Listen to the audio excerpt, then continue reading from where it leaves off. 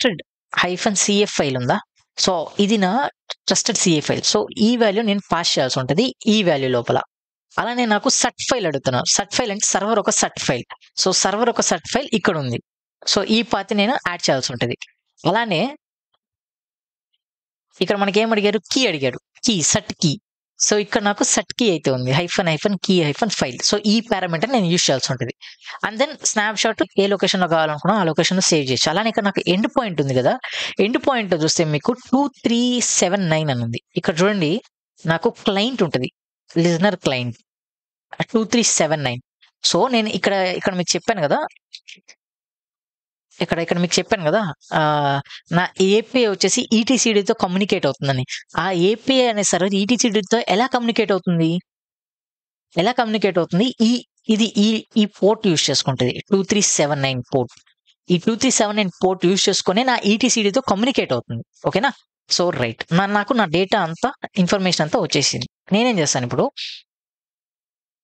ఈ కమాండ్ ని కాపీ చేసుకుంటాను. సో ఇక్కడ నా ఈటీసీడీ బ్యాకప్ లో ఇక్కడ నా స్టెప్ 1 టేకింగ్ బ్యాకప్ ఆఫ్ ఈటీసీడీ. ఈ స్టెప్ 1 లోకి వెళ్ళి నేనేం చేస్తాను, నా కమాండ్ అయితే నేనైతే కాపీ అయితే చేస్తాను.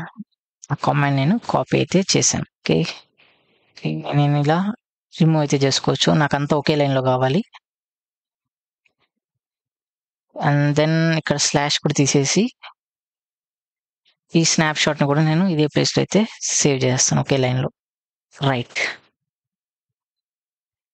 Okay, done.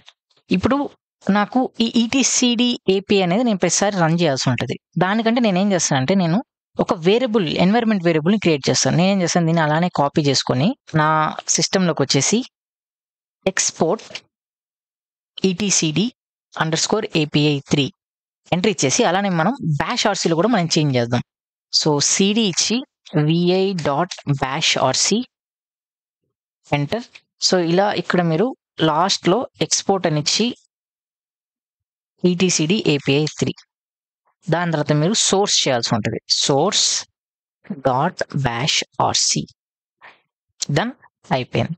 సో ఇప్పుడు నేను నా కమాండ్ అయితే నేను మాడిఫై అయితే చేస్తాను. సో ఫస్ట్ థింగ్, ఈటీసీడీ ఇప్పుడు నాకు అవసరం లేదు, ఎందుకంటే నేను డైరెక్ట్ గా ఎన్వైరన్మెంట్ వేరియబుల్ సెట్ చేశాను కాబట్టి ఈటీసీడీ CTL నుంచి స్టార్ట్ చేస్తాను. ఎండ్ పాయింట్ లోకలే ఉంది కాబట్టి సో దీన్ని ఏం చేంజ్ చేయాల్సిన అవసరం లేదు. అలానే ca.sut అడిగారు. ఇప్పుడు నేనేం చేస్తాను, నా సర్వర్లోకి వెళ్ళి cd/etc kubernetes manifest ls and etcd.yaml open